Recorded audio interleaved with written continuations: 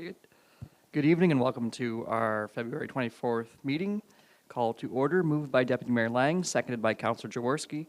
Be it resolved that the February 24th, 2025 council meeting of the Township of South Glengarry now be opened at 6:30 p.m. All those in favor? Carried. If you could please rise for the singing of our national anthem.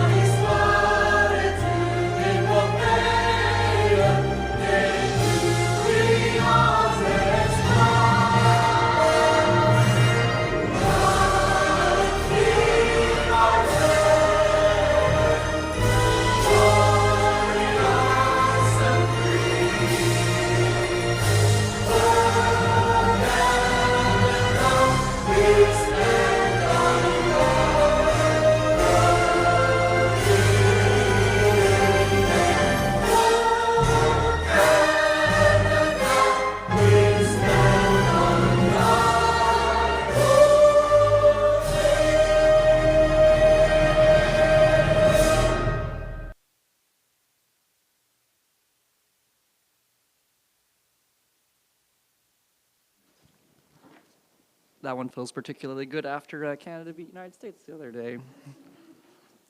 All right, approval of the agenda. Are there any amendments? Through you, Mr. Mayor, there are no amendments this evening.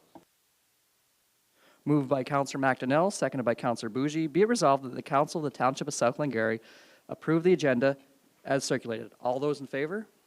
Carried. Approval of the minutes. Were there any errors or omissions noted? Seeing none, moved by Councillor McDonnell, seconded by Councillor Jaworski. Be it resolved that the minutes of the February 10th, 2025 regular council meeting be approved as circulated. All those in favor? Carried.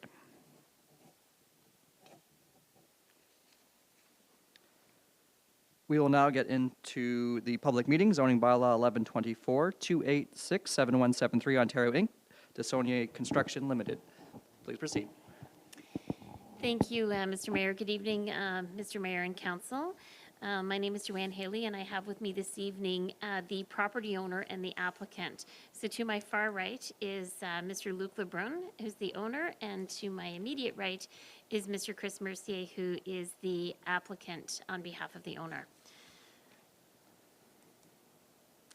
So before we get started, I'm going to read required wording under the Ontario Planning Act. This is a public meeting under Section 34 of the Ontario Planning Act. Any person may attend the public meeting and or make written or verbal representation either in support of or in opposition to the proposed zoning bylaw amendment. If a person or public body does not make oral submissions at this public meeting or make written submissions to the Council of the Township of South Glengarry before the bylaw is decided upon, the person or public body is not entitled to appeal the decision of the council to the Ontario Land Tribunal, which is also known as the OLT. If a person or public body does not make oral submissions at a public meeting or make written submissions to the Council of the Township of South Glengarry before the bylaw is decided upon, the person or public body may not be added as a party of the hearing of an appeal before the OLT unless there are reasonable grounds to do so. So the parcel of property that we're speaking to tonight is located at part of lots 16 and 17, Concession 2 Indian Lands, in the geographic township of Charlottenburg, now in the township of South Glengarry. It's located on the north side of Tyatown Road, approximately 400 meters east of Boundary Road. We have a key map that shows the location of the subject property. Almost in the middle of the screen, right down, this is Boundary Road. And then this would be Tyatown Road, so you can see it's approximately 400 meters to the east. We have a variety of photos of the property. The property is a vacant parcel, and it's a little harder to tell in the wintertime. Luckily, these photos were taken in advance of the big snowfalls we've had recently. So I'll just go through these photos quite quickly to give you an indication of what the property looks like today. And these photos were taken at the time of erecting the public meeting notice. And for members of the public or members of council, you may recall that with the cancellation of a previous council meeting due to weather, this amendment was advertised much earlier, thinking that we would have had our public meeting. I believe it would have been on February 3rd. So I think we had to go back out and install the sign again too with the weather effects. Okay. So moving right along to explain the purpose of the zoning amendment. The purpose of this amendment is to rezone the subject property from highway commercial and floodplain holding to highway commercial exception 12 and floodplain to permit a variety of additional uses to the highway commercial zone. So the additional uses that they're requesting is a day nursery, equipment rental, fitness center, professional or business office, retail store, agricultural industry, building contractor shop, mini warehouse and public storage, industrial use, and restaurant. These uses can be found within our zoning bylaw, but not necessarily specific to the highway commercial zone. If this amendment is approved, all other applicable provisions of zoning bylaw 3809 as amended shall continue to apply. The subject property is currently zoned primarily as floodplain holding with some pockets zoned highway commercial. In order to look at the possibility of developing this parcel in the future, the applicant has worked with the Raisin Region Conservation Authority and obtained a permit to do what's called a cut and fill of the property to raise the grade of the property that was within the floodplain, to raise it above the floodplain and outside of the flood hazard. The applicant has provided us as-built drawings following the physical work that was completed on site. These drawings were prepared by a local engineering firm, and it shows what amount of land has been raised above the floodplain. So if you take a look at this drawing, the area in green is now all above the floodplain, and the area in red will remain in the floodplain. So the benefit of going through a cut and fill permit is it really gives an opportunity to create a decent building envelope in the interior part or the main part of the parcel of property that would allow for development in the future. So the area raised above the 100-year floodplain, so that area in green is now proposed to be rezoned to the highway commercial exception 12, and the area that was identified in red will remain in the floodplain. This parcel of property is currently designated employment district in the county official plan, and it's of the opinion of myself and planning staff that the proposed amendment conforms to the official plan and the provincial policy statement. We, as part of the circulation requirements under the Planning Act, we circulated the application to the Raisin Region Conservation Authority, as well as members of the public within 120 meters. To date, we did not receive any written comments from members of the public. We haven't received really any phone call, any dialogue. And the comments we received from the Conservation Authority are as follows: that the RRCA does not object to the zoning bylaw amendment at this time, since it is understood that only the green area on the as-built grade plan provided is proposed to be zoned highway commercial exception 12, and the red on the as-built drawing is to be zoned floodplain. Any proposed development or site alteration adjacent or within the regulated watercourse and floodplain areas on the subject property may require a permit in the future. And that would be a permit from their office, a regulation permit. And that's basically their comments. We also circulated this application to our infrastructure department. So our general manager of infrastructure had a chance to review it. One of the reasons for doing that is Tyatown Road is a road that's subject to half loads and may not necessarily be constructed to accommodate all types of traffic. And so we did receive positive comments from our infrastructure department where it was indicated that there was no issue with the proposed amendment and that additional uses would not increase the potential impact to our infrastructure or city traffic signals if we keep it in that commercial zone as requested.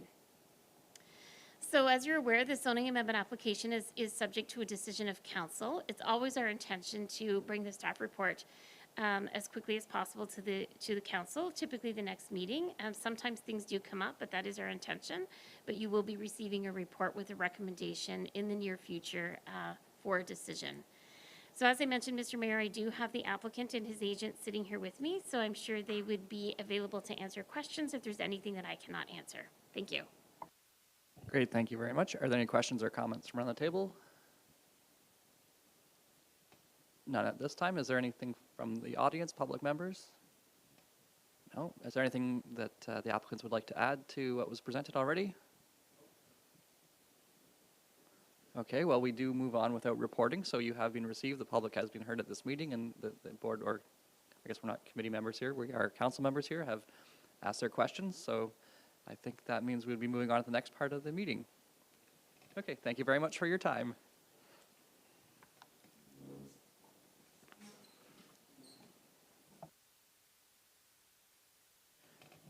So the next person or people up would be delegation, Ms. Luck, SDG Library Services update.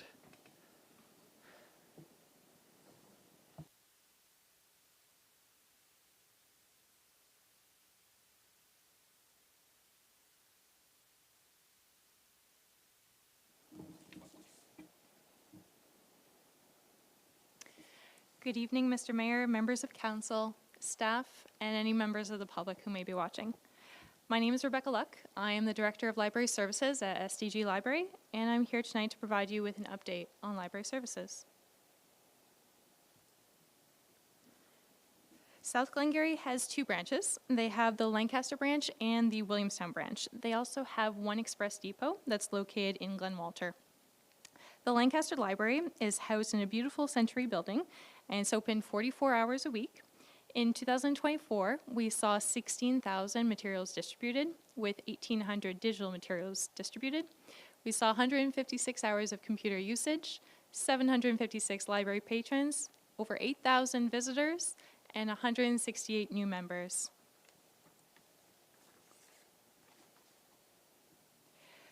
Programs are important to the residents of South Glengarry. The programs offered bring a sense of community, especially after the events of COVID-19. The Lancaster branch acts as a community hub for its patrons, offering programs that foster companionship and friendship, such as Homeschool Hotspot, Knitting Bee, Lancaster Spice Club, and the Hangout Teen Book Club. The Lancaster branch also offers a variety of other programs, such as the Teens Learn to Draw, All About ADHD, Created with Cricket, Community Scavenger Hunt, and Historical Fencing Demonstration. In 2024, we saw 221 adults, 342 teens, and 237 children attend these programs. Just as I move on, apologies for the slides. They seem to have compressed the wording in some places. So the Williamstown branch is open 17 hours a week. It's a library branch that not only serves the residents of Williamstown and surrounding areas, but also its nearby schools. In 2024, it circulated over 8,400 print materials, nearly 1,200 digital materials. It saw 39 hours of computer usage, 402 library patrons, almost 3,000 visitors, and 126 new members. Although Williamstown doesn't see the same volume of visitors for its programs in comparison to Lancaster, it serves as a staple in the community, hosting the popular book club, the Raisin River Reads Book Club. The Williamstown branch also offers a variety of other programs, such as the Jigsaw Puzzle Race, Haiku Poetry Collage, Earth Day Flower Craft, Making Shapes, Study and Snacks, Tales and Mocktails, Coding with Spiro Indies, Board Game and Puzzle Swaps. In 2024, we saw 68 adults and 187 children attend these programs. As part of our community outreach initiative, SDG popped up at a variety of community events throughout SDNG and specifically South Glengarry. In 2024, we attended the Lancaster Yard Sale, which had 207 interactions. The Lancaster branch extended its hours to greet people attending the Lancaster tree lighting ceremony, which saw 88 interactions. And we, of course, attended the Williamstown Fair, in which we interacted with 198 very soaking wet community members who attended. The SDG also conducts monthly outreach visits to the Williamstown Public School, where materials are prepared and delivered to 3 classes. I apparently don't have a slide that transferred here, so I'll just speak to it. The South Glengarry residents are encouraged to visit and explore their local library. to access free books, DVDs, magazines, access free Wi-Fi, print, scan, copy, fax, use a computer, attend a program, borrow museum passes, borrow musical instruments, play games, do puzzles, borrow nature and exercise kits, and of course, borrow board games and even gaming consoles. At the SDG Library, community members can connect to our digital library, where they can listen to audiobooks, borrow ebooks, comics, magazines, read e-newspapers, listen to radio shows, watch movies and TV series, watch craft tutorials, learn languages, and learn new skills using LinkedIn Learning and Canadian Encyclopedia. For those looking to create, community members can turn their imagination to reality with the use of 3D printers, vinyl printers, sewing machines, button makers, VHS to DVD converters, die cutting machines, laser engraver, sublimation printers, and photo scanners. SDG Library believes in fostering creativity and imagination in children. Last year, during the month of August, the SDG Library launched what we call the Take and Make kits. So each kit came with wooden pieces, enough to make a rocket ship, and paints and stickers. The simple instructions gave room for creative freedom, and participants turned their rocket ships into unique works of art with vibrant colors, intricate designs, and innovative themes. We created 192 of these kits, and we were very excited to receive 26 photo submissions of very little proud creators. The SDG Library hosts the TD Summer Reading Club all summer long. It's a program designed to inspire children to build upon their literacy skills. Last year, the program was delivered by 2 Summer Reading Club facilitators, which are typically summer student positions. The coordinators led the Reading Club programs at all of our 15 branches, providing kids with stories, themed crafts, activities, and reading challenge. Last year, our program ran for 7 weeks, and we saw over 1,000 children in this time. SDG Reads is sloganed a one book, one community program that encourages all residents across SDNG to read the same title before coming together for an evening with the author. Last year, we featured Canadian author Craig Shreve and his novel, The African Samurai. The event was hosted at the North Stormont Place. We saw 75 attendees from all across SDNG come to that event. So what's ahead in the year to come? We're partnering, or I should say we have partnered recently with the Nation Public Library in their time of need.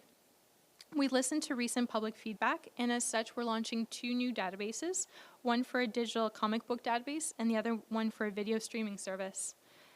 In the coming weeks, we'll be hosting our March break programming.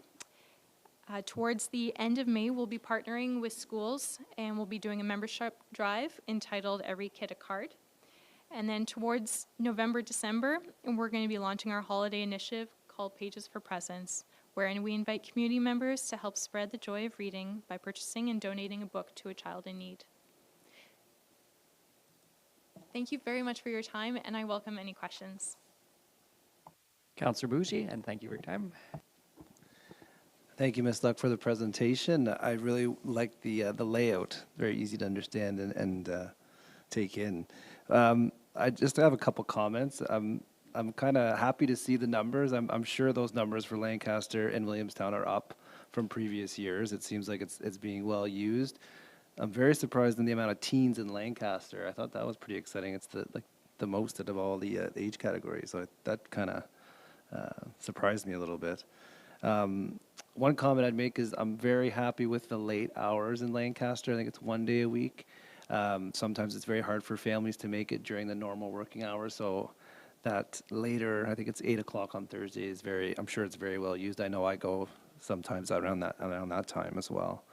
And then the one question was the 3D printer. Is that something that gets moved around, or is that something that stays at a couple branches and people, do they submit designs to get it printed, or how does that work? Thank you, Mr. Mayor. Our 3D printer, we actually have a few of them. We have a few scattered throughout the library system, but our main one is, when I say the main one, I mean it's probably the newest technology, and it's called the Bamboo. and it's very, very interesting. It actually has like a video recording of your 3D print as it prints. And we also recently bought an attachment, which is an AMS, which all to say that it dispenses 3 different colors of filament as you print. So to answer your second part of your question, you can simply just go online, book a time to do a 3D print. You can come with something that you want using Thingiverse. I think that's what it's called. And, or if that seems too daunting, you can also choose from our catalog. You can also speak to the library assistant there, who would be more than happy to say, you know what, my kid's into Pokemon, I'd like a little Bulbasaur, or whatever it might be. Like, there's a lot of really popular themes that go along with 3D prints. Counselor Jaworski? Thank you, through you, Mayor McDonald. Thank you very much, Ms. Luck, for being here. And I can't help myself but make a comment about the 3D printer because I'm fortunate to have a 3D printer. One thing, like not just my Pokemon figures, but we had a piece of a ski boot that had broken, and we were able to find like the design or whatever online and print the piece to fix the ski boot. So it can be more than just fun. It can be very useful and money saving too. So I do have real questions though. In terms of increasing participation at Williamstown, do you think, I mean, is there something that would make a big difference, or is it just more of a matter that it's in a smaller community versus Lancaster? That's my first one. Through you, Mr. Mayor, I think the way forward for Williamstown, and this is my own personal thoughts, is really tapping into our schools. You know, with what's happened in the past few years with our school library system closing down, and you know, we're so fortunate that Williamstown has a library right there. Right now, it's difficult for classes, typically in the primary classes, to come all the way trudging with, you know, little ones in their backpacks or their snow pants, and it just makes it for a difficult trip. That's why we're trying our best to do a little bit more outreach to Williamstown Public School by doing 3 class visits, and hopefully I'd like that number to increase. I think also through the membership drive, when we say every kid a card, you know, it starts with the child in the class, and then they get excited. They talk to their parents. They say, hey, Mom, Dad, look what we went to the library today. We got all these cool books, or we got, you know, this board game, or whatever it might be, and then it escalates and it grows from there. Thank you. My other question, again, it's kind of bouncing off what Councillor Bougie said about the later hours. And I don't know if this is something that was been discussed since you've been the director. It might be an old thing. But at some point in the past, there's been, you know, ideas of maybe there's things that at the library where it's, you know, open later, certain services or, you know, items that the township offers that perhaps the library could support, you know, out on different hours, like certain tags or things like that, that potentially residents typically would not have to go into the office, but often go into the office. If that, you know, that's, I guess it's just kind of planting a seed that maybe that's something that we could, there's so much good collaboration I find happening between the counties and the lower tier these days that might be something else to explore, where your folks could help us. Through Mr. Mayor, we would always be very more than welcome to entertain at least, you know, possibilities or thoughts or ideas that you might have and propose. So thank you. One for my time would be like commissioner of oath. I don't know if that would be well taken, but like after hours commissioning would be something that could be handy for the community, right? When you're trying to sell a car and transfer it to your, and maybe that's been tried before and it wasn't well uptaked. So there might be some history there, and I kind of think there is. But like blue boxes, there's all sorts of things. Just the community has to take advantage of them too, right? So, but I think we're glad to have any of your suggestions. Deputy Mayor Lang, do you have anything? Thank you, Mr. Mayor. I'm just thinking about with the schools, and then it's not a conversation for right now maybe, but it would be nice if we could find a location that was quite close. It's too bad there wasn't room in this building. It would almost be ideal, but if we could find a location for the library in Williamstown that would fit in right with the schools. So. if you'll allow me, Council, to go pie in the sky, Councillor Jaworski always would like the bigger change rooms. Maybe we push out this way, put a library, also change rooms for women and girls so they can participate. And I have this idea of if we're going out, might as well go up, get a few families in here, get some mixed residential, so that save Charland. Is you need more kids more in the village.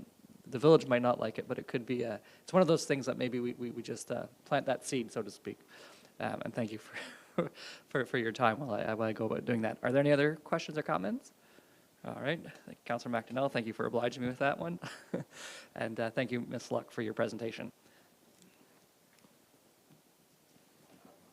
We'll go to 7B, SDG Road Rationalization Study. Mr. DeHaan.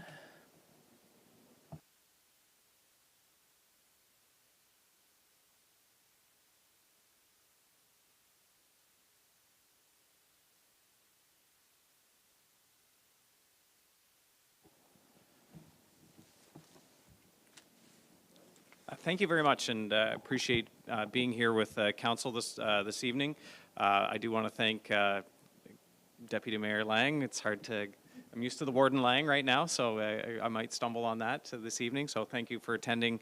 I've been presenting this presentation to local councils across SDNG and have had a sidekick that helps me escape unharmed so far. So I don't know if he's willing to wear that hat this evening or not, but we'll see.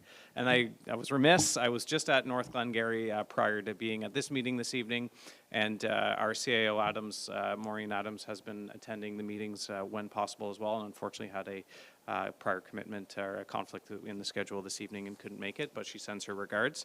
And for anybody listening and watching North Glengarry's later, that applied there too, and I forgot to say it. So I'm here this evening to talk about a road rationalization study that the county has completed, essentially the draft report, presented it to County Council. What is a road rationalization study? It's really a study that's done to investigate classifications of roads, and we're looking at roads within SDNG, and why are we looking at it? Really just to ensure that those roads are receiving the appropriate level of service for the type of road and the traffic it's serving.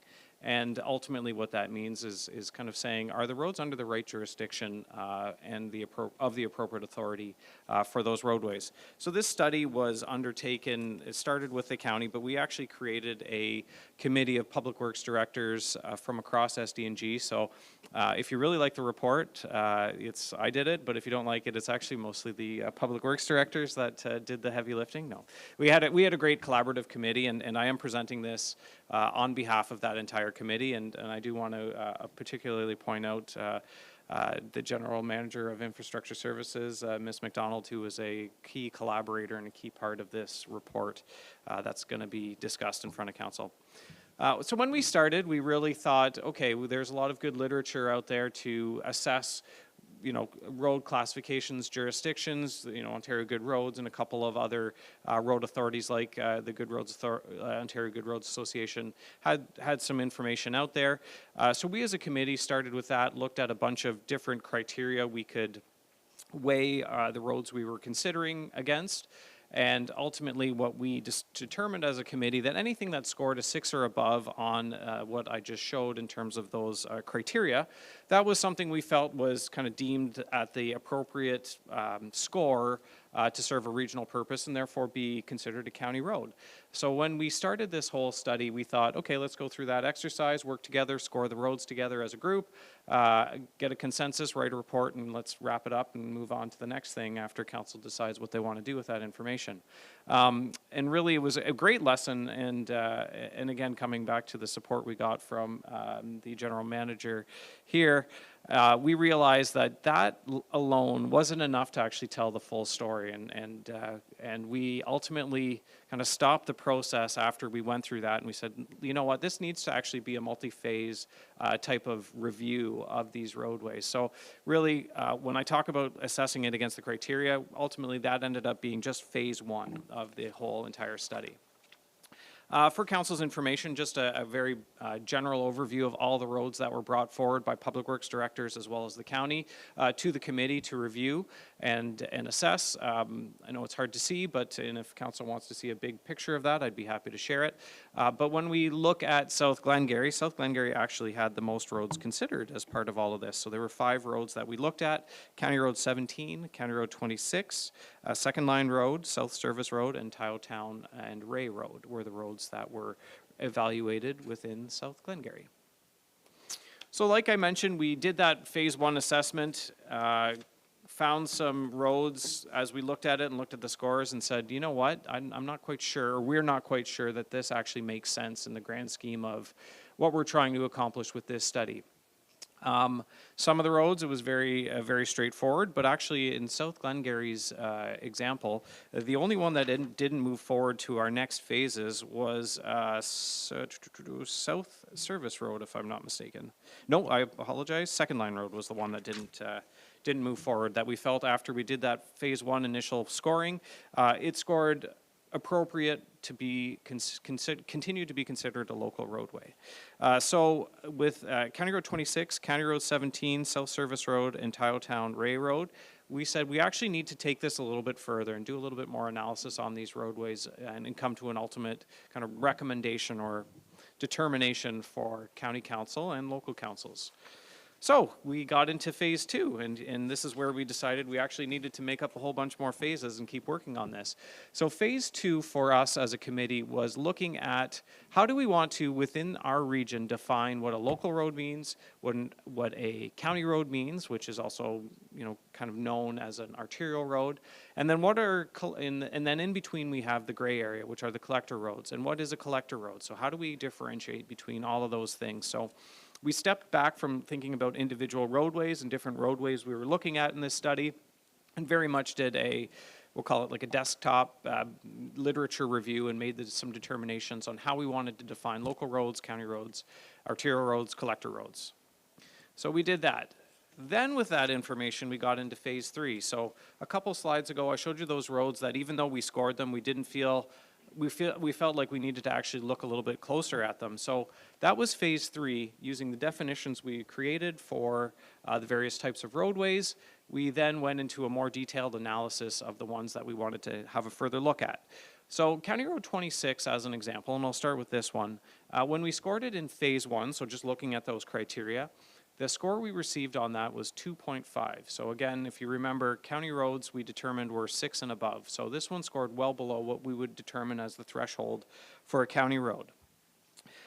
So for us, when we looked at it, then we said, okay, let's start looking at traffic volumes. This is a low volume road with less than 500 cars per day, has a very discontinuous alignment. It doesn't promote the effective movement of traffic. And looking at it, kind of stepping back and looking at it a little bit more zoomed out, we do have County Road 34 and County Road 23 as relatively close, providing parallel service to County Road 26, and actually those 2 roads are providing services to settlement areas and whatnot. So ultimately, as we kind of looked a little bit more detail of County Road 26, we made a determination that really it does meet the criteria for a local roadway. That there's no kind of, in the grand scheme, the justification of it all, no justification for it to be considered a county road. The second road we looked at was County Road 17, and that's in between Williamstown here and County Road 27. When we scored it, it scored higher, not quite at the threshold, but it did have a score of 5.5. And ultimately, where we landed as a committee on this roadway, it does meet the criteria to be considered a local roadway. It does have a narrow road platform. It doesn't meet the current county standards for a road platform. There are reduced speed limits throughout that roadway, and its primary use is really property access.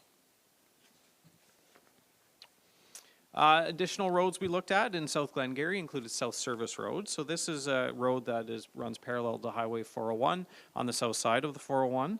This actually rated at a 9.5. So this actually scored above the criteria for a county roadway.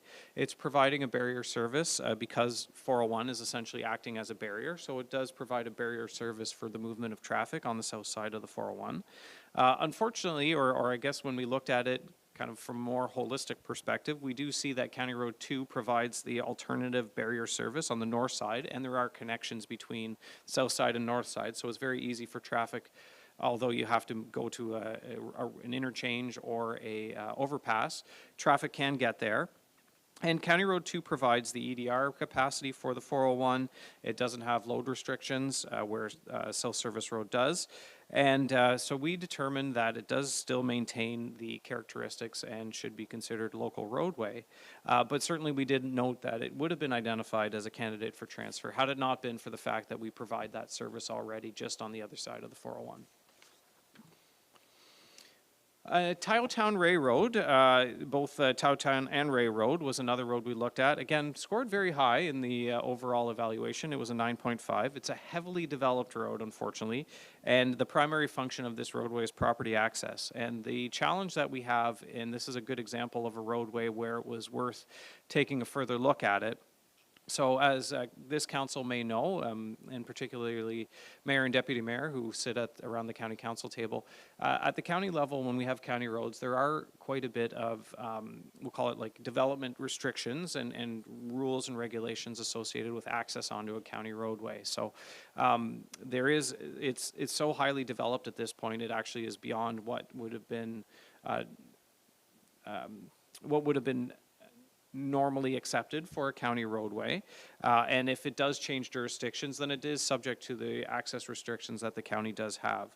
It does have lower speed limits, and ultimately the determination of the committee was that the existing classification, although it scored high, was appropriate just based on the current use and the continued development on that roadway. So after we finished an evaluation of those roads, plus many others that we looked at throughout the region, we came up with implementation options. So looking at how do we want to move forward with some of the things we've provided. The committee agreed on 4 different types of implementation options that we could move forward with. One is doing nothing, so that's just essentially accepting the report as is and continuing on.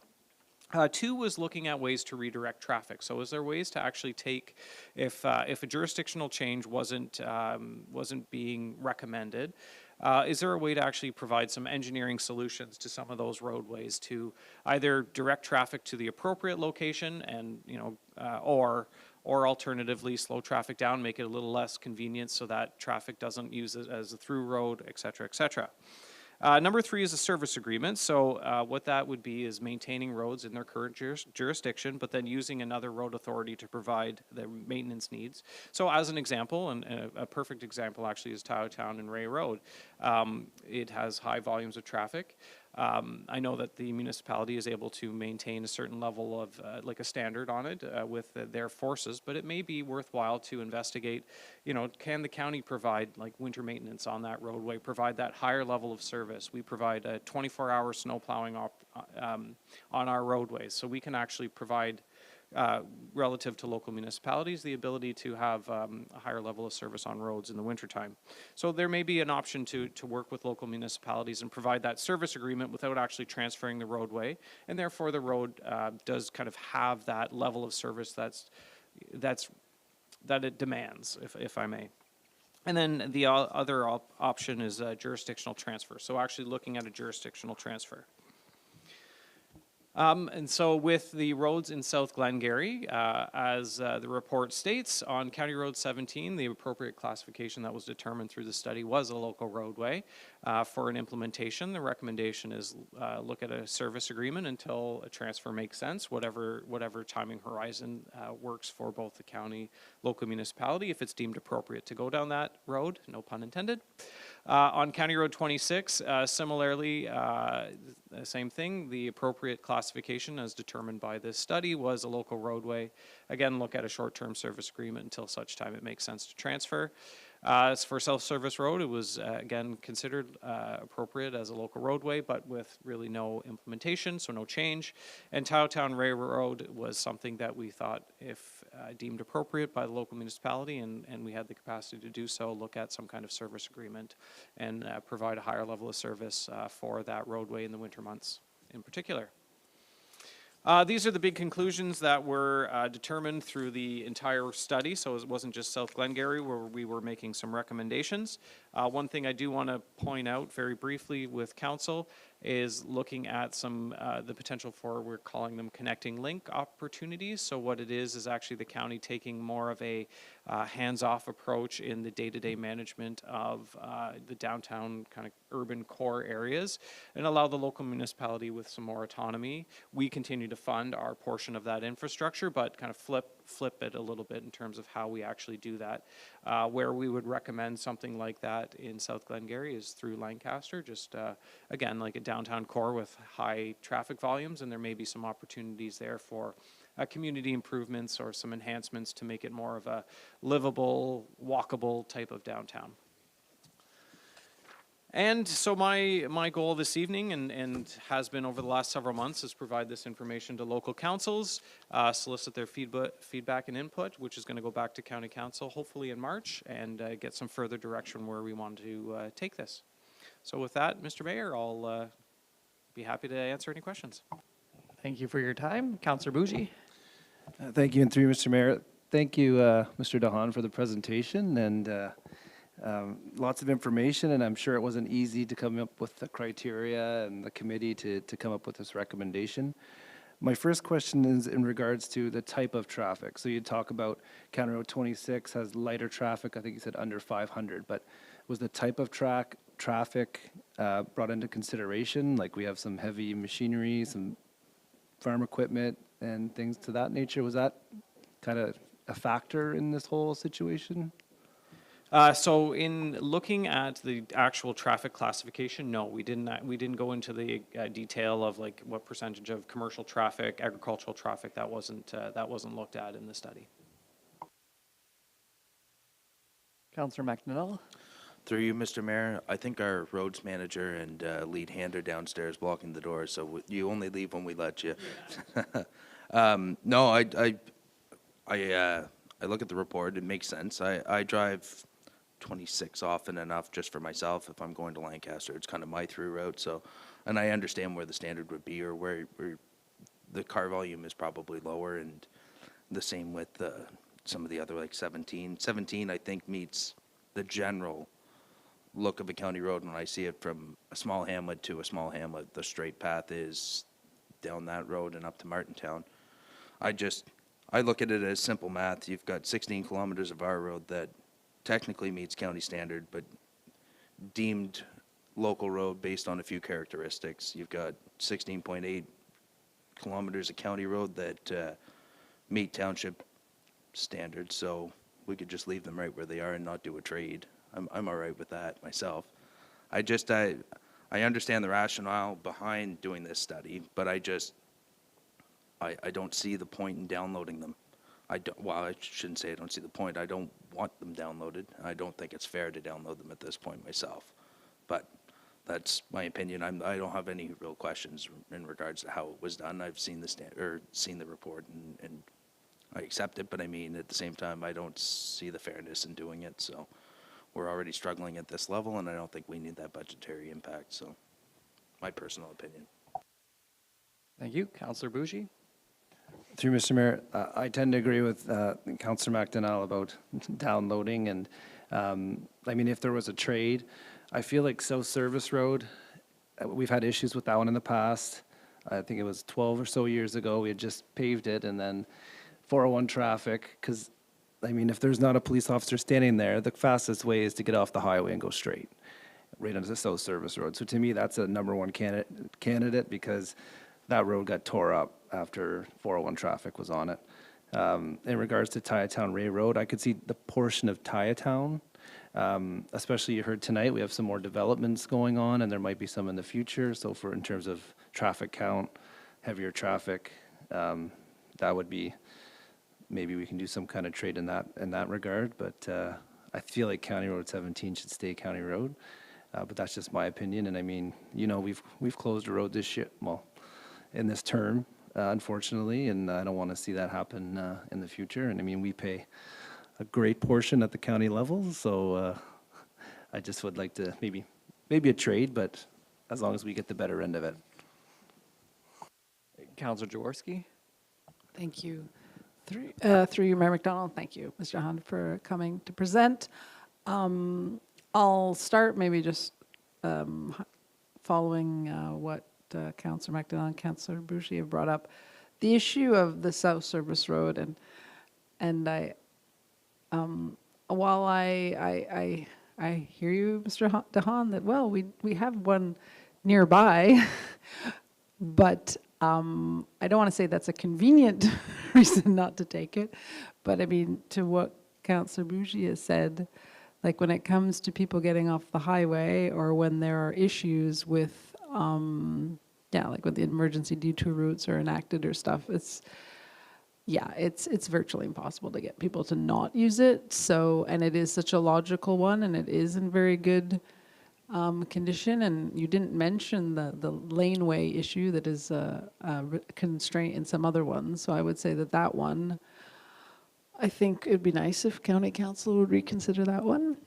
The other one that I have concerns about is that Ray boundary and Tyatown and Ray. And again, I don't want to sound snarky, but again, the convenient reason that it's, the laneway spacing, but I mean, if we compare it to like County Road 2, and I guess where I'm going with this is because of some of these rules, it sounds like there'll be very few roads that will ever go up. They will always come down. And so I would, again, urge County Council to think about those ones. Like if, certainly County Road 2 is a county road, and it's certainly even much more dense than those roads, Ray and Tyatown, that I think that's something that should be considered closely, particularly with the level of more kind of industrial or heavy use that looks like is going to be coming to Tyatown. But I welcome your feedback on my comments, Mr. DeHaan. Thank you, and I don't take it lightly to come here, and I will be quite frank. The study's conclusions certainly for South Glengarry compared to other municipalities, absolutely. Like there's a lot more change. We looked at a lot more roads in South Glengarry compared to others, and a lot more recommended change. And I don't take it lightly. I did have a stint working as CAO in a local municipality, so I can very much appreciate. I'm very lucky where I work, and we have. Council that supports our road program, and it's a lot of money, but so I appreciate the fiscal challenges at the local level, and I don't come here and take it lightly. But I think the reflection on we're looking at this from we also are spending taxpayer money on improving a roadway. As I'll use County Road 26 as an example. For us to pave it at 3.25 meter lane plus 1+ meter shoulder, like there's quite an investment that goes into that is using taxpayer money from South Glengarry and beyond to construct a roadway that that standard probably doesn't make a lot of sense for that roadway. And that's notwithstanding maybe some of the agricultural and other equipment that exists out there, but and I think that's the struggle that we have at the county level, if I may, and just making sure we're using our tax dollars wisely. We don't want to over-invest in a roadway that doesn't deserve it. With respect to the entrance spacing, absolutely correct. I mean, this is a challenge, and I think what we're trying to recognize is not that the county's afraid to take on more roadways, but rather the county having that responsibility of roadways does create, like our intention is to protect the movement of traffic, so there are more restrictions, and it needs to be upfront with local municipalities if that's the direction things ever go, that is how our road network is managed, and for a lot of good reasons that I won't spend too much time here, but I think it just becomes more challenging for people and the continued development on a road like Tyatown and Ray Road, because I know they've built a bunch of new lots at on the south side of that roadway up at the top of the hill, and it's seeing a little bit of a renaissance in terms of development right now, a lot of things happening, and those kinds of things, if it was a county road, may be more challenging for people. Councillor McDonnell. Through you, Mr. Mayor. I guess I'll just come back to Ray Road as well in Tyatown. I do see that road, I think in my opinion, more meeting the standards of a county road in the sense that it's not a feeder, it's a direct line. The more people we have living in Glenwalter, and as if you look at the map or the key map in general, that entire area that's enclosed by Tayo Town and Ray Road is slated essentially for subdivision. Every bit of open space there is a potential for a new housing development, and would make sense there. And then you've got the traffic that's coming down number 2, and as you see Cornwall's business park developing more and more, and the jobs that are coming out of there, it is going to be the straight feeder path. It's not going to make sense to meander down the scenic number 2 to go around, to get up to Boundary Road, to go down Boundary Road, to cross 2 streetlights. This is going to be the main road. And it's the straightest passage to people going to work. It's if somebody's living on number 2 and they're going to work at example Bridgewood School, that is the straight path there. So I think this one is more of, it's beyond, I think, a service agreement. And I do agree with you. I will say 26, yeah, it is oversized probably for the amount of traffic it's getting, but I wouldn't want to see, I think it's got to be, I'd say, a legacy kind of county road in the sense that it is a main passageway. Just because there isn't the volume of residents up in that area, it is their county road that takes them down. They're generally not always turning at North Lancaster and going across. Maybe whenever it's crappier weather, or you make a run out to the 34. But the 34 isn't the most desirable run down. It makes sense if you're going from Lancaster to Alexandria. High traffic road, no passing opportunities, and you've got a blind corner of the Brown House, especially right now, and thanks to the counties as well, pushing the banks back on that. Just a bit of credit to you and your team. But it isn't the nicest corner to go passing. People take that county road straight south, and they expect it to be cleaned to that county standard, and then we're downgrading that standard. But the Ray Road one, I am persistent that should be a county road, and I bet it does meet county road levels in the sense that if you stopped every car, most of them are going to work. They're not going from their house to a neighbor's or just stopping by. That is serving county purposes, but I didn't want that to escape before it goes to the county level for a decision. Deputy Mayor Lang? Thank you, Mr. Mayor, and through you. And just for the public watching, just wondering why we're debating this. If the roads change hands, no money changes hands, really. The tax base stays the same. It's not like we get a percentage of the money that the counties would have used on these roads. We would essentially take over 17 kilometers of roads and have to up our taxes in order to be able to look after those roads. So just wondering if people that are watching at home don't realize just how it would work. Does the county have the ultimate decision on this? I just want to know, I think we need to have some more discussion amongst ourselves, maybe committee whole or something like this, to see, and maybe put forward something to see if it's agreeable. But there's some negotiation, some wiggle room, I think. From what I've heard from the townships, there's possibilities. There's also, nobody's mentioned it, but on County Road 26, I think it's 3 bridges. Bridges are extremely expensive that we would be taking over as well, which would add to the cost. And I know there's been, in the past, roads that have been taken over, but then the next bridge repair was done by the counties, something like that. So I just kind of want to know how this goes forward from here. Is it county council level that makes the ultimate decision, or does it have to be agreeable?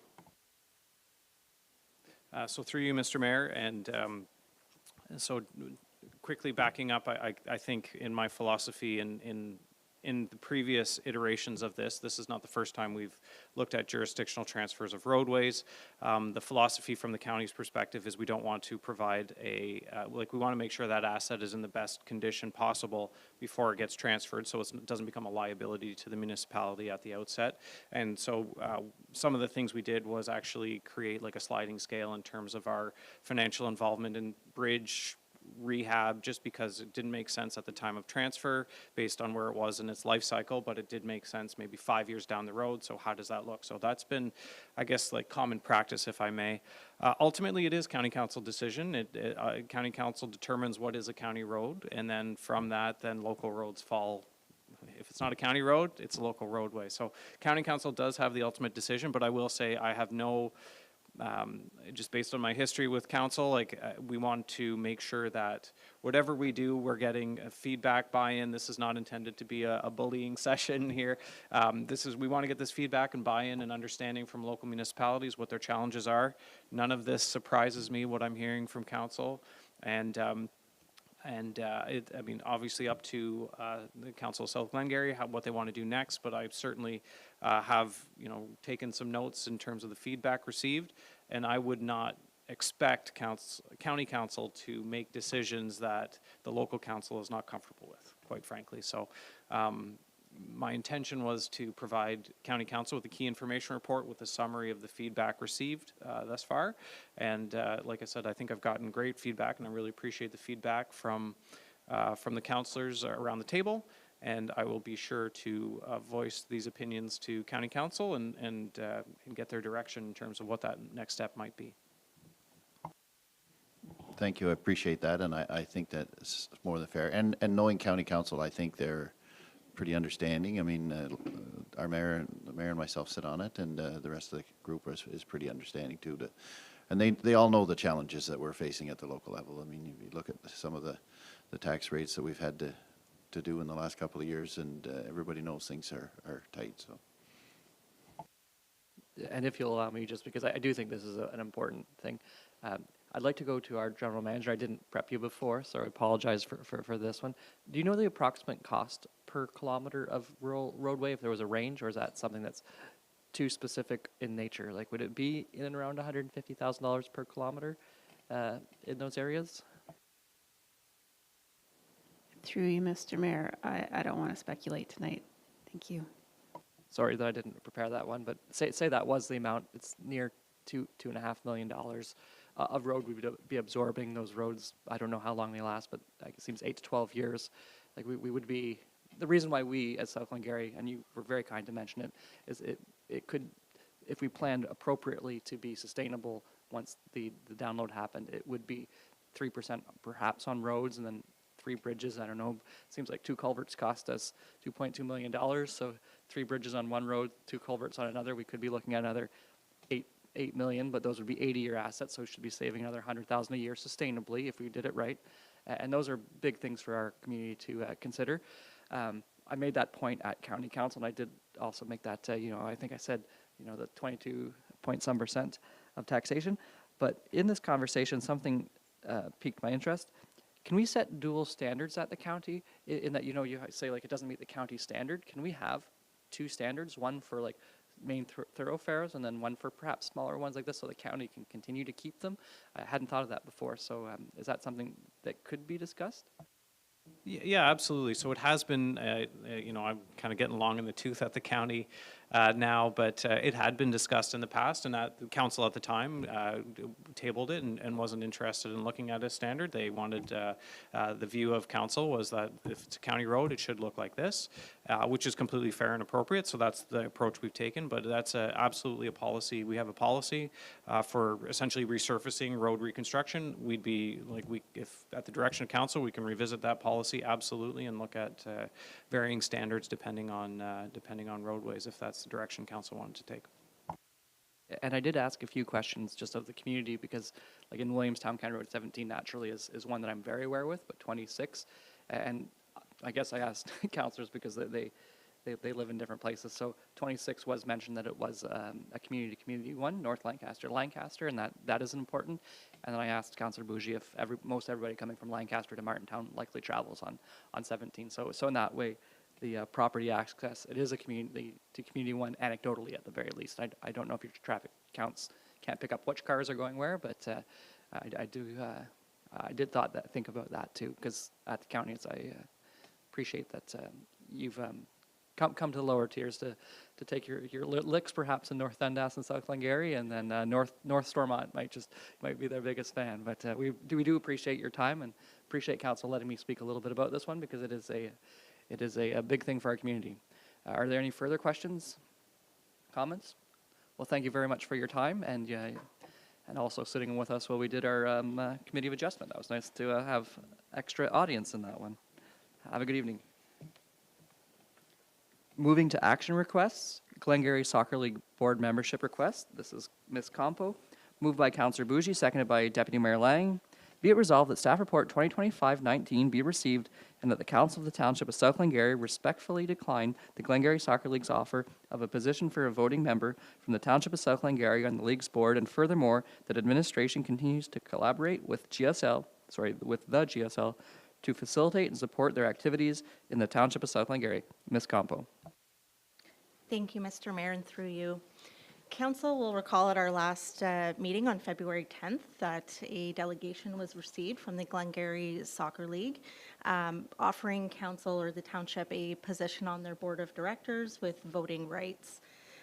The delegation was deferred to administration to come back with a recommendation, and that's the report that's before you this evening. So administration's recommendation is that council respectfully decline the offer for the voting position on the GSL's board.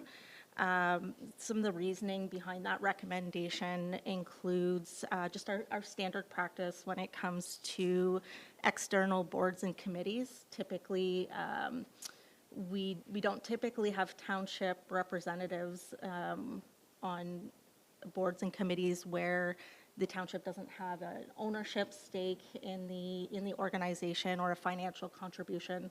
So for example, we have representatives on boards for the airport as well as the RRCA and the museum because we either own those assets or we provide a financial contribution. In this case, we are not financially tied with the GSL, nor do we have any ownership in that organization.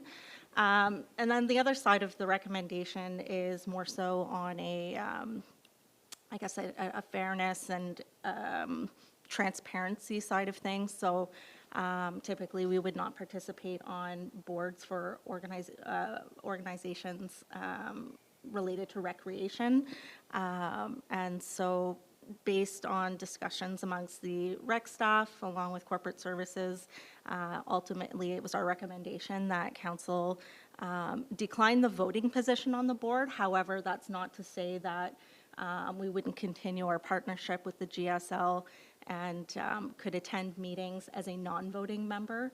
Alternatively, if council wanted to receive updates from the GSL board, we could do that through delegations to council or through consent reports on the agenda. However, it is ultimately council's decision. So with that, that's the report and recommendation that's before you this evening, and I will turn it back to you, Mr. Mayor. Okay, are there any questions or comments from around the table? Councillor McDonnell? Through you, Mr. Mayor. I completely understand staff's points on this and what their standpoint as far as fair and equitable as far as the request is. I personally would rather at this point accept the offer, and even if it was didn't have to necessarily be a member of council, maybe somebody from a lay member from the community, if we so decided to appoint it and didn't feel we needed the position ourselves. But I think in this case, it's a little different than, say, example, accepting a voting membership on the Minor Hockey Association and not on the skating club or on the Rebels board or I guess the Brigade board. I would like to see us maybe have a bit of a vested interest. They haven't come to us for much in the past. And if they feel they want to offer this and would like our involvement in that sense, I think we should take it.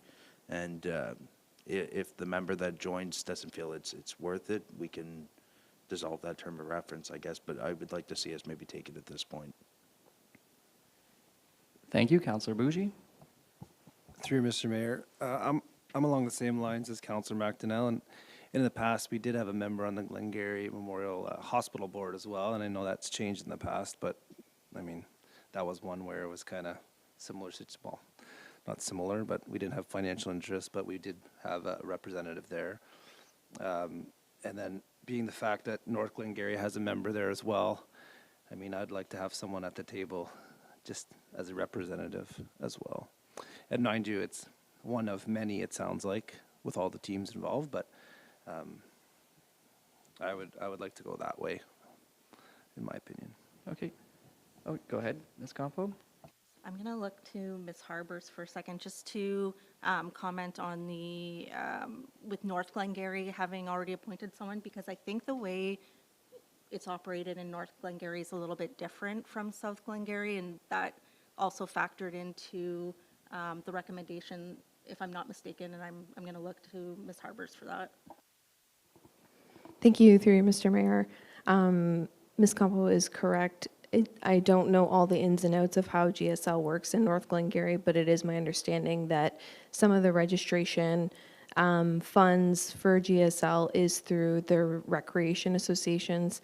North Glengarry operates a bit differently and has recreation associations that operate certain parks and buildings, and their GSL registration is looped into that as well. So the funding part of it is completely separate. Obviously, written in this report is GSL is a facility user and they pay a fee to use the facility, no different than minor hockey or a skating club. However, in North Glengarry, it is different, and registration, part of that is through their rec association groups that are supported and funded through council as well.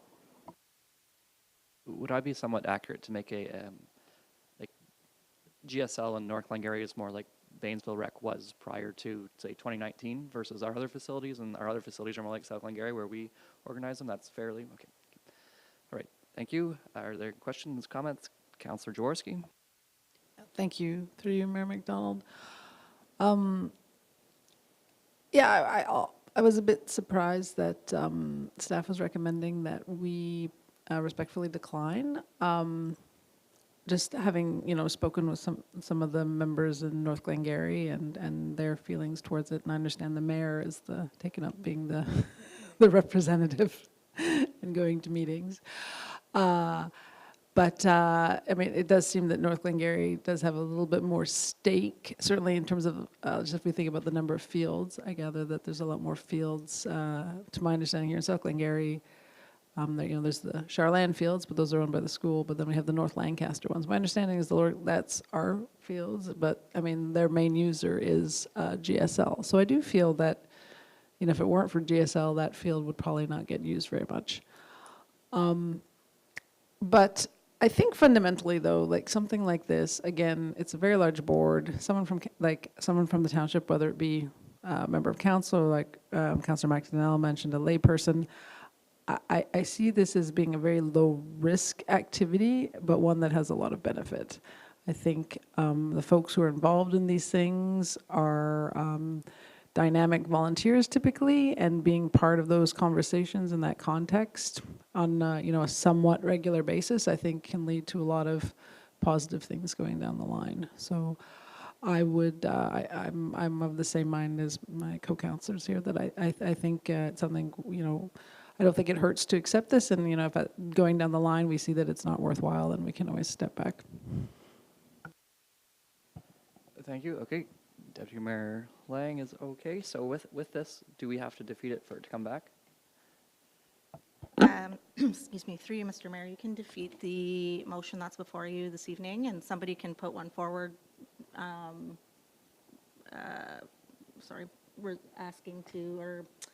Recommending to accept. And if you're ready tonight to appoint someone or decide amongst yourselves who you want to sit on that board, we could include that in the resolution, or you can defeat this motion, and I could bring something back to the next meeting with a revised resolution. It's up to you. Okay, then we'll do, if council so wishes, to defeat this motion, and we can send a revised one, but to give direction to staff for the next iteration. Okay, Deputy Mayor Lang, go ahead. Thank you, Mr. Mayor. After we defeat it, can we not just reread the motion and make it a new motion, and it's, instead of saying respectfully decline, say South Glengarry accepts, then the rest could all read the same as far as when I read it.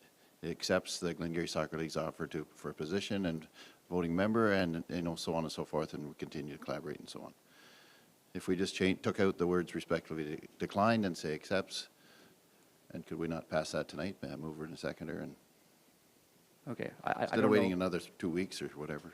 No, I don't know if that'd be, because it changes the intent of the. Yes, through you, it would not be a friendly amendment. So, like, my initial recommendation would be to defeat it, and then you can. Yeah, I agree. have a I would second- defeat this one, Yeah, and but I then think that's as far as Deputy Mayor rewriting a Lang new is one, you could suggesting. almost use the wording of this one, is what I'm saying. Yeah, you could just put forward a second motion, and I think Deputy Mayor Lang is just suggesting for the wording for that second motion to reflect how this was initially written, except removing the declining component.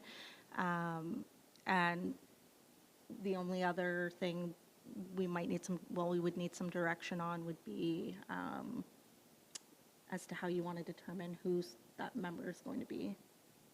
Okay, so then, if you don't mind keeping that, we'll do the vote after, but we'll give some thought on that. So we can either have a member of our council, a member of our staff perhaps, or a member of the community at large. Any thoughts towards where we would like this person? Because I think there was some thought, or somebody mentioned, if I heard right, is perhaps like a super volunteer or somebody who's already volunteering on the GSL might find themselves, or volunteering through the GSL as a process. But I'll go to Councillor McDonnell and then Deputy Mayor Lang. Through you, Mr. Mayor, I would assume maybe for the first appointment, we make it a member of council, and then that way we can make the determination if it's, whether it is really worth our while, and if we feel that way, and there's somebody who's passionate at the time of the next round of appointments for committees, say, well, I guess it'd be 2026. When those go out, it could go out, and if we get a super volunteer and nobody on council of the day is interested, it could be appointed to that person. But for the first one, I would suggest a member of council. Does that sound reasonable? Deputy Mayor Lang? Thank you, Mr. Mayor, and through you. Yes, that's kind of what I was thinking, and I would do it as simple as if somebody here has an interest, then I say more power to them. All right. Well, I'm the active soccer player presently, so I'm sure they're looking at me. This gives Apple Hill, the Apple Hiltons, perhaps 2 votes at the table, though. So we just lost our ability to play out of Apple Hill last summer season. So maybe I would have voted in favor of keeping that field because it was convenient. Okay, so then it will be a member of council, and I mean, if somebody wants, I guess, has to put me forward, and I accept, and then that's okay by all. Okay, perfect. Then I will be that member. So then we'll read this first resolution. Seems like we want to defeat it, and then we'll have a second motion. We'll need a mover and a seconder for that, and we'll just say, instead of respectfully decline, but accepts. Through you, Mr. Mayor, I've quickly drafted a resolution if you'd like me to read it, and then you can call for a mover and seconder and call for the vote. You prefer us to defeat first? Defeat that first, Okay. yep. So I won't read it again. All those in favor of the motion as read, all those opposed, defeated. All right, if you could read the new motion once you have it prepared.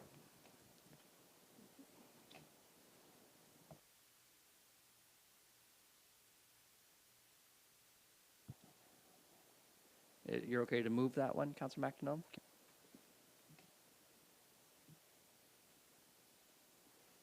Councillor Bougie, you're okay to second it?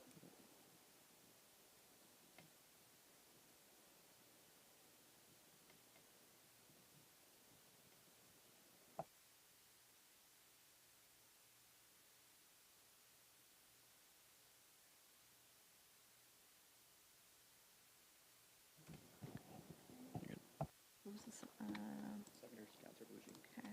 Movers, Councillor McDonnell. Okay, so I have a resolution moved by Councillor McDonnell, seconded by Councillor Bougie, that staff report 2025-019 be received, and that the Council of the Township of South Glengarry accept the Glengarry Soccer League's offer of a position for a voting member to their board, and furthermore that Mayor Lachlan McDonald be appointed to said position.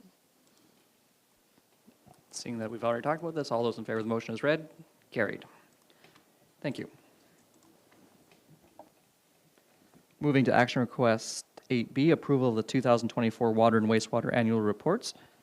Mr. Sege, moved by Councillor McDonnell, seconded by Deputy Mayor Lang. Be resolved that staff report 2025-20 be received and that the Council of the Township of South Glengarry accept and approve the 2024 annual reports for Redwood Estates, Lancaster and Glenwalter water treatment plants, and Lancaster, Green Valley, and Glenwalter sewage treatment plants. Mr. Sege. Thank you, Mr. Mayor, and through you this evening, I am just here bringing back the staff report from our last council meeting. Council would have received all 7 annual reports for the water and wastewater division, including the CLI. And this evening, I am here to pass it, asking council to pass the reports as they are written, so I can both submit them to the Ministry of Environment and update them on our township website, and keep a copy at the water and wastewater facilities for future use. And that's why I'm here this evening. All right, and there were no questions or comments that were received that would you like to share with us, or were there any things that you wanted to highlight? So through you, Mr. Mayor, no, there was no questions or comments received as of February 18th when I wrote the staff report to bring it forward to this evening's council. Great, so no concerns. All those in favor of the motion as read? Carried.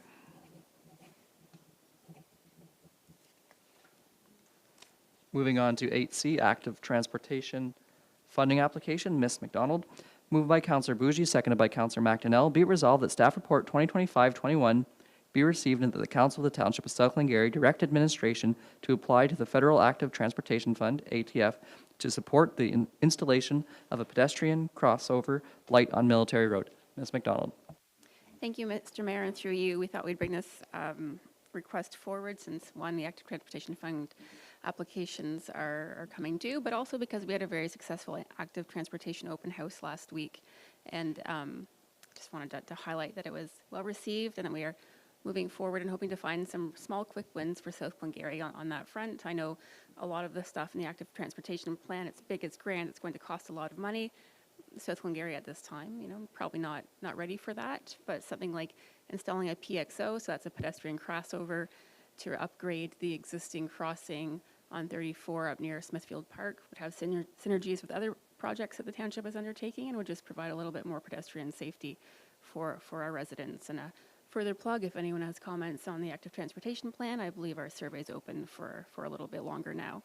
So if there are any questions, one important thing about this request is that we're not asking for additional budget money. If we're successful in receiving the funding, then I think we can squeak in the other line items through our operations budget, through our traffic calming or line painting, or sidewalks. Like there are a couple other sneaky ways that we could put it in without needing more money from you folks. Thank you.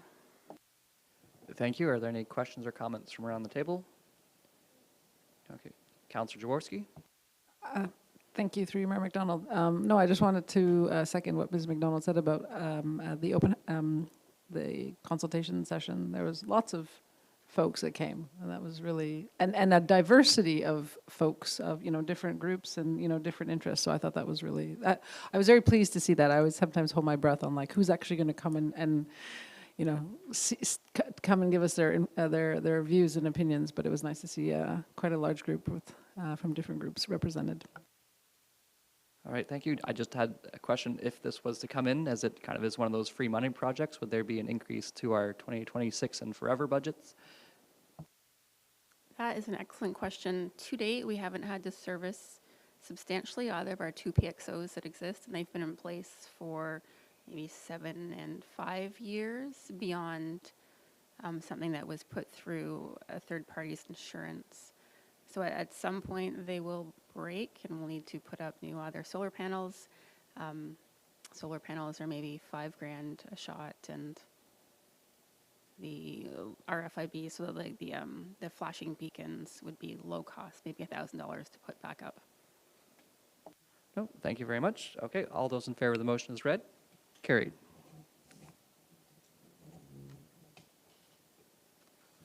Moving to bylaws, Enbridge Gas Incorporated Easement and Land Use Agreement. Ms. Haley, moved by Councillor McDonnell, seconded by Councillor Bougie. Be it resolved that staff report 2025-22 be received and that bylaw 2025-09 being a bylaw to enter into a temporary land use agreement with Enbridge Gas for the installation and maintenance of a natural gas main to be located on the property legally described as parts 1 through 4 on reference plan 14R4344, located on the road allowance between lots 9 and 10, concession 2, Indian lands, in the geographic township of Schlottenburg, now the township of South Glengarry, be read a first, second, and third time, passed, signed, and sealed in open council this 24th day of February 2025, and furthermore, that council of the township of South Glengarry approves the establishment of a permanent easement in favor of Enbridge Gas Incorporated for the property described herein. Ms. Haley. Thank you, Mr. Mayor.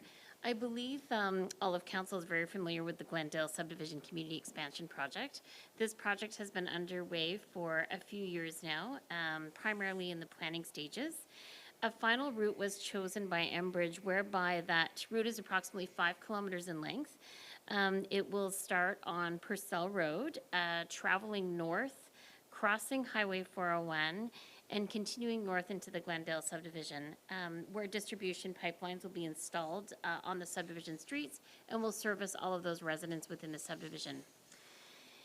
And Enbridge is anticipating that construction is going to commence in the spring of 2026. So right now they're getting all of their approvals in order, permits in order, et cetera. And there was 2 items that were identified for this project that we needed to assist them with. One was establishing a permanent easement, and you'll see in the staff report the location of the easement. It's located on an unopened road allowance traveling south of the subdivision in an area that's undeveloped. And the purpose of establishing this permanent easement would allow them to install and maintain their infrastructure in perpetuity in that location.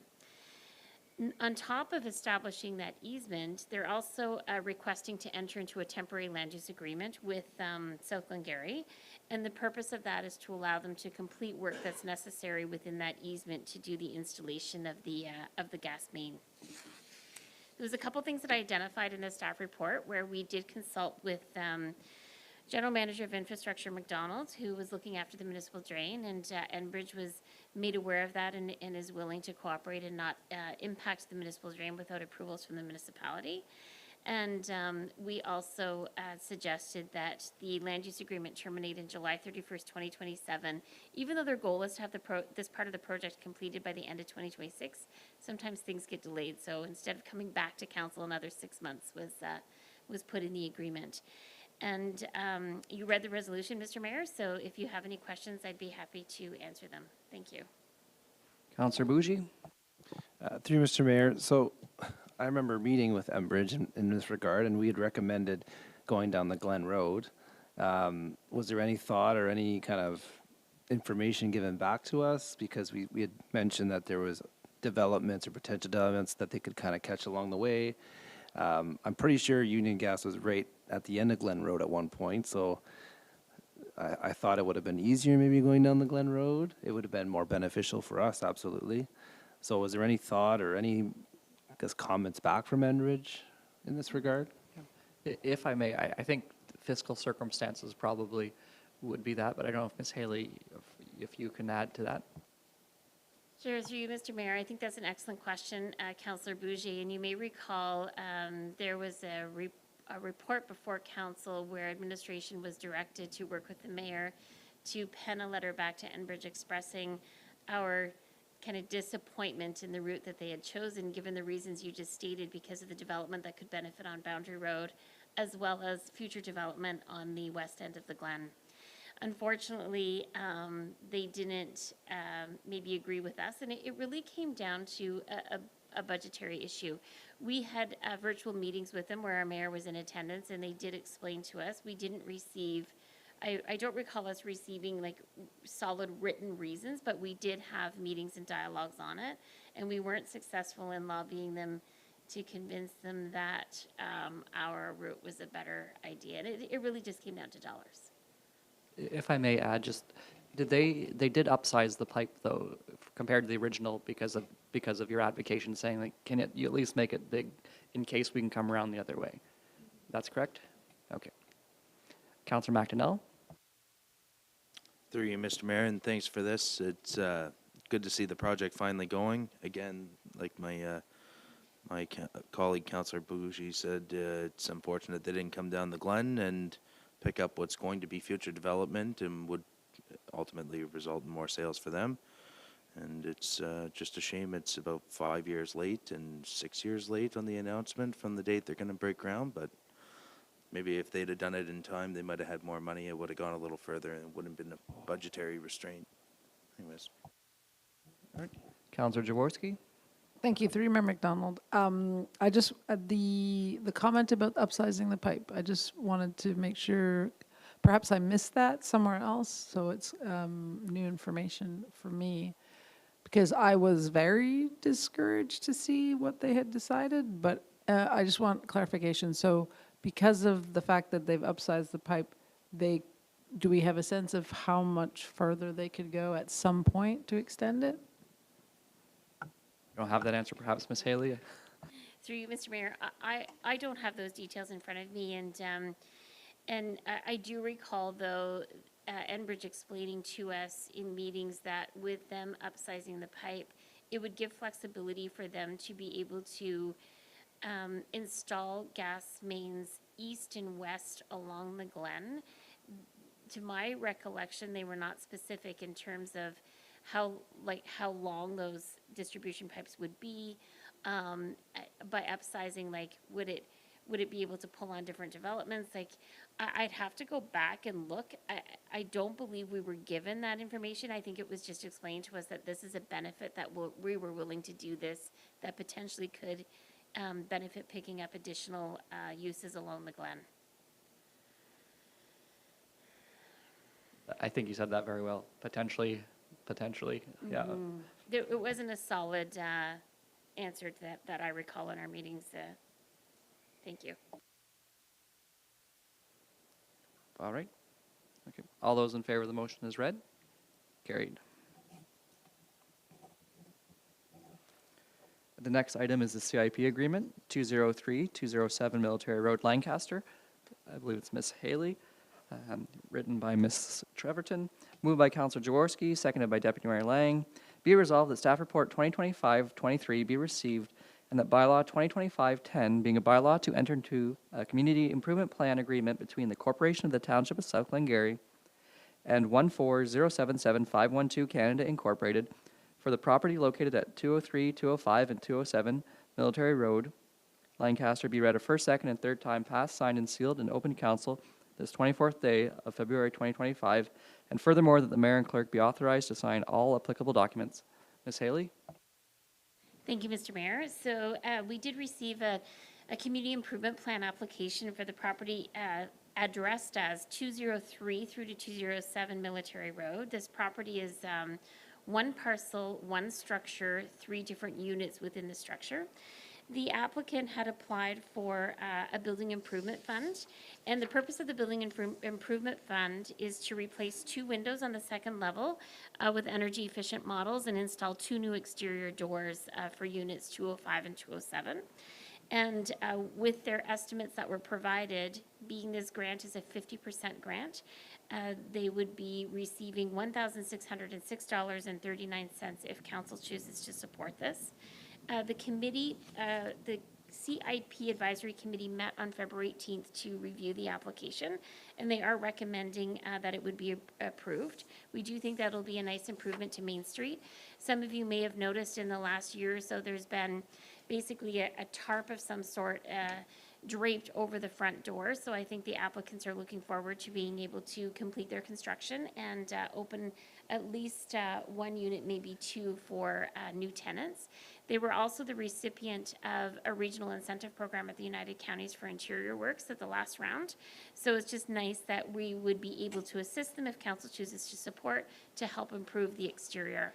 On another note, we encourage businesses to continue to apply because, as you can see, we still have a little over $8,000 to support other applicants for 2025 if this application is successful. Thank you. Thank you. Are there any questions or comments from around the table? Councillor McNell?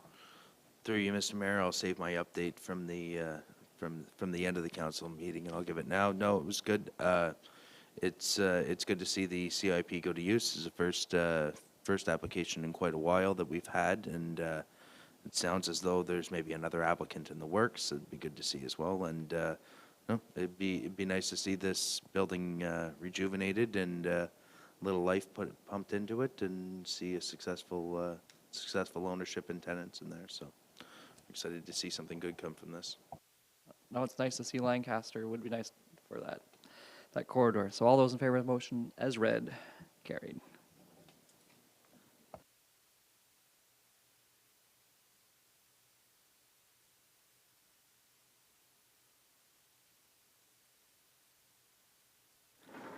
Before going through the consent agenda, I believe Councillor Jaworski would like to speak about winter storm response summary. Please proceed. Thank you. My apologies for omitting to pull this at the beginning. No, I just thought that, first I wanted to thank Ms. McDonald for proactively putting this together.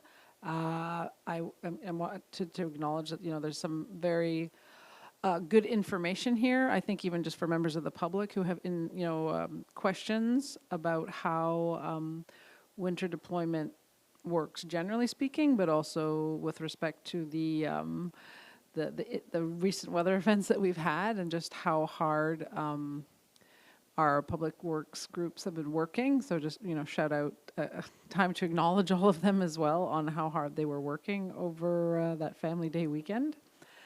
But also I wanted to bring to the forefront sort of the future-looking comments that Ms. McDonald mentioned about, and how drifting in this event was very significant and was part of one of the big challenges in its responses, and how drifting is, even putting aside the specific weather event, is something that we do have to, we deal with regularly. And so, I mean, maybe this is something, looking at being creative or novel and how we can, if there's actions that we can take that would lessen the requirements to deal with the drifting, perhaps, in the end, it's like a net positive for the township. So I just wanted to highlight that maybe it's something to discuss in the future, maybe committee of the whole or something. Thank you. Councillor McDonnell. Through you, Mr. Mayor. No, I'd like to share the same sentiment to the staff and to the crew that got out. I know, speaking from experience, it's very discouraging when you go out, you clean something, and you go back 10 minutes later, and you wouldn't even have thought you were there. So if it weren't for the GPS, you wouldn't even know if somebody had been down the road. So it's very, it's a tough storm to handle. So it's nice to see they got through it, get it all cleaned up. I know myself, even coming home from our pass on that winter event, we had to call our neighboring municipality to bring their snowplow down to the highway to get us home because it had drifted in so bad. And it's a very challenging storm to deal with, and struggled right into Tuesday.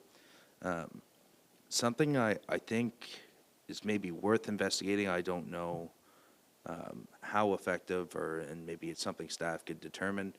And it might be more even at the county's level, just based on the roads that do seem to be more susceptible to the drifting, because it is a challenge, and it's I would venture to say it costs us more resources and money to clean up after the drifting than it does even really for the main storm event. 40 centimeters isn't that much in general when it's sitting on the road. It's more when it comes in out of the field, then you've got 100 centimeters. So I would like to see us maybe investigate, maybe in partnership with the counties as well. Look at City of Ottawa has a rural model where they do live snow fences. There's a lot of good candidates for it, mostly on county roads. I look at County Road 26, County Road 34, the Fourth Line Road down towards Curry Hill, where it opens up quite a bit and you can see pretty well to South Stormont. Investigating maybe paying local producers to leave, say, 8 or 12 rows of corn like they do up in Ottawa. It does significantly, I would assume, stop it. Depending on the volume you get at once, it probably would make a major difference for us in some of those key locations, probably, as opposed to going out and planting trees. And I'm not a big fan of trees on road allowances. It's not great for producers either. So it probably give us some kind of an action point we could use to kind of slow down those drifts, and maybe mitigate the size of them in some spots. So something to consider and maybe look into in conjunction with Mr. DeHaan, and just, I'm sure the City of Ottawa would maybe be willing to share those details as they get into the rural zones. So something to consider. I'm sure there's a lot of producers that would be interested in doing that, and I know if it's worth anybody's while, they're willing to do it. And if it's, especially in this sense, it's a community benefit as well as for the producer, a small monetary benefit that could go back to the taxes. Wouldn't even really be a cash exchange. So, All right, thank you. Okay, Councillor Jaworski? Just to piggyback on what Councillor McDonnell said, might be a good topic for conversation at the Ag Committee too. Might be something worth discussing. Can't we bring it back to the Ag Committee then? Perhaps that is the spot to go, because it is a fair point. I thought about this one because Councillor McDonnell mentioned the Ottawa thing. And if you allow me just a second, I don't mean to speak, it's just the people who are, like the fields that are creating the issue are going to get the benefit.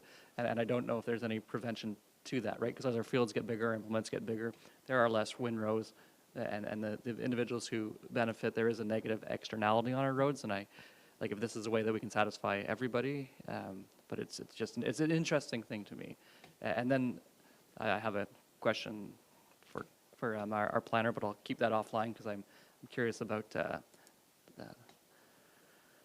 Yeah, it doesn't matter. Sorry, I'm rambling about something else. Deputy Mayor Lang, were you about to speak about the Ag Committee, or did I cut you off? No, thank you, Mr. Mayor. I didn't need to speak, but Ag Committee would likely be happy to discuss it. And, I think it's a sign of the time. I know people would like to see a few more trees around, but they also like to eat. And the reason we have these fields, and the reason the fields are getting larger, is because machinery is larger and it's more economical to grow food that way. So I think we have to work with what we have now and what's happening. So I think the Ag Committee would be more than happy to discuss it. I don't know what the outcome would be, but. And I hope my comments don't come across as flippant or dismissive. It's just always interesting to think about these matters. But we do eat thanks to our farmers, and they're dependent on weather. So after watching Clarkson Farm, and I'm rambling a bit, it's interesting to see the city folk be like, oh, we're totally dependent on farming. So yeah, very true. Okay, I'm rambling. So consent agenda. Thank you for bringing that forward. Moved by Councillor Bougie, seconded by Councillor Jaworski. Be resolved that council accepts the items listed on the consent agenda. All those in favor? Carried.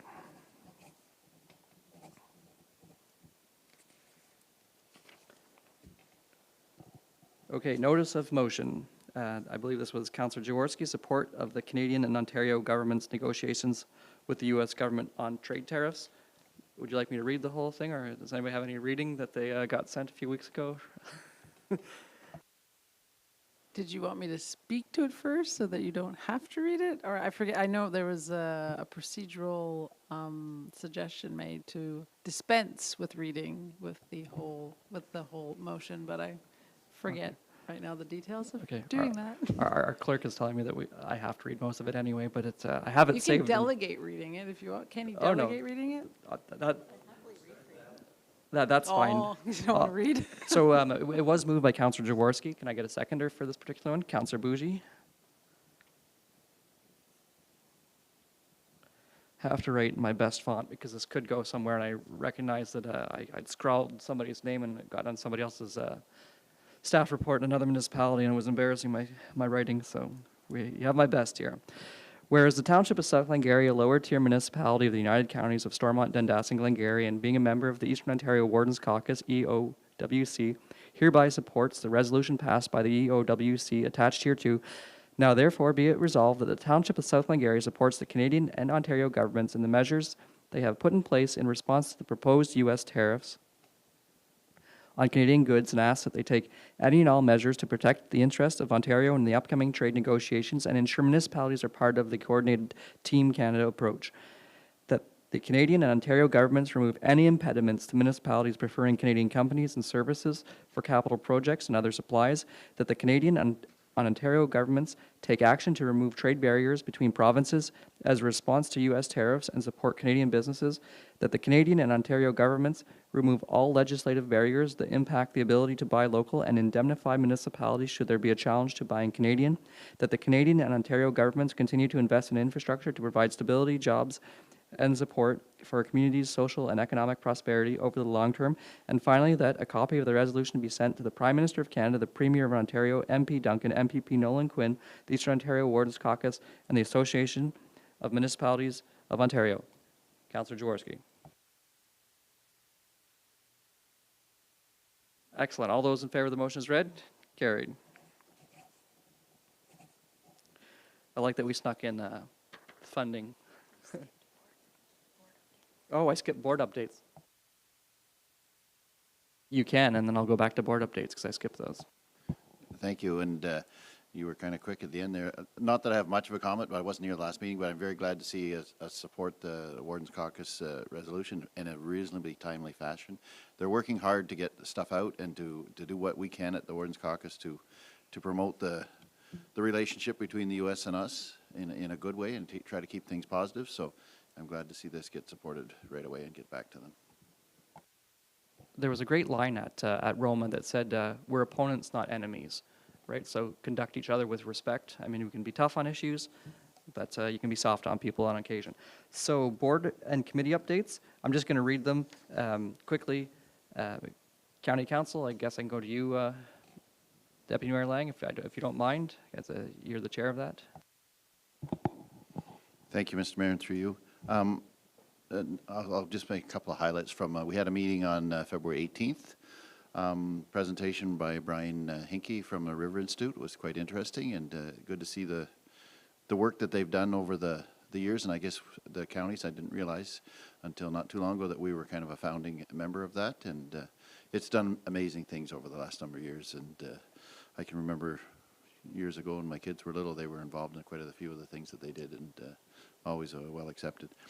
Financially, a couple of things of good news. The cold in place recycling tender came in and came in below what we budgeted.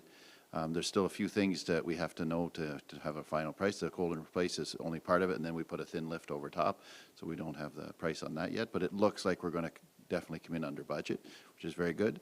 And County Road 22, Dyer Road from Maxville going over to 138, we had budgeted about $9 million for it. And so the contract came in to do the work at 5.8, and then you add on some ditching, land acquisition, a few other things. We think we'll end up at around 7.5 is our guess at the moment, and we had budgeted 9. So it's nice to see things finally seem to be, either we're budgeting a lot higher because we've been burnt a few times the last few years, or things are finally starting to stabilize, which I think is what is happening. So I don't know if there's anything else you wanted to add, Mr. Mayor.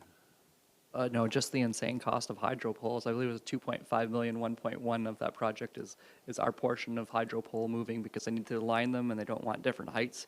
And it's to accommodate the raising of the road, so rural equipment as well as just best practice. They would not design a road that way. So so hopefully we can get a discount on that after the fact, but I don't imagine we will.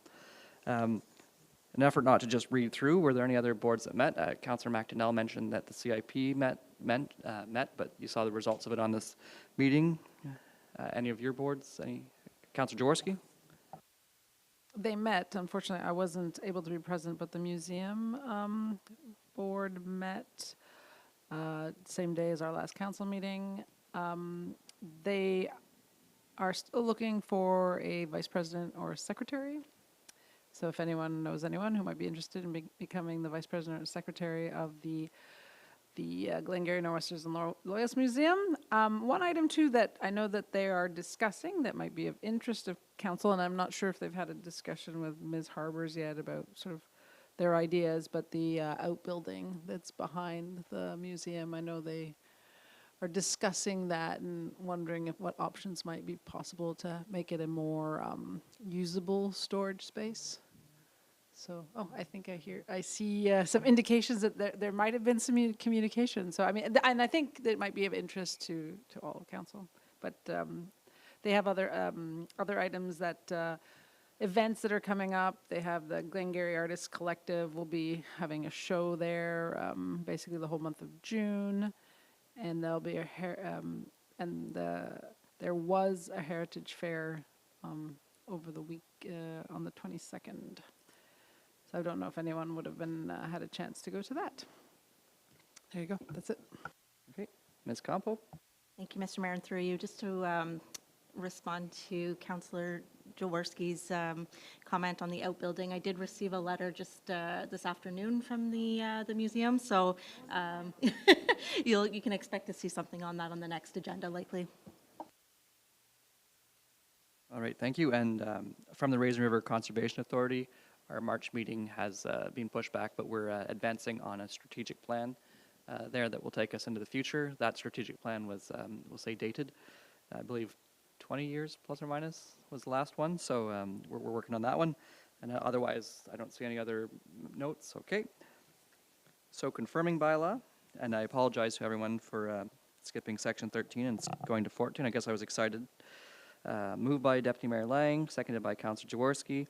Be it resolved that bylaw 2025-11, being a bylaw to adopt, confirm, and ratify matters dealt with by resolution, be read a first, second, and third time, passed, signed, and sealed in open council this 24th day of February 2025. All those in favor? Carried.